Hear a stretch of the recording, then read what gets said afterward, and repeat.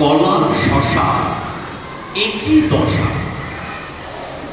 ভবানী প্রসাদ মজুমদার। মজার কবিতা ছোটদের জন্য।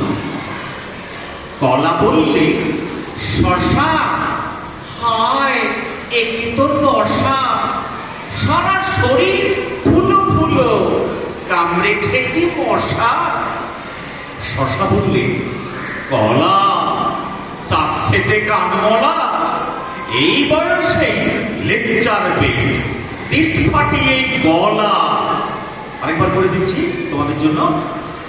কলা শশা একই দশা, কবি ভবানী প্রসাদ মজুমদার। কলা বললে শশা, হায় একই তো দশা, সারা শরীর ফুলো ফুলো, কামড়েছে কি মশা। শশা বললে কলা, চাষ খেতে কানমলা, এই বয়সে লেকচার বেশ, দিস ফাটিয়ে গলা।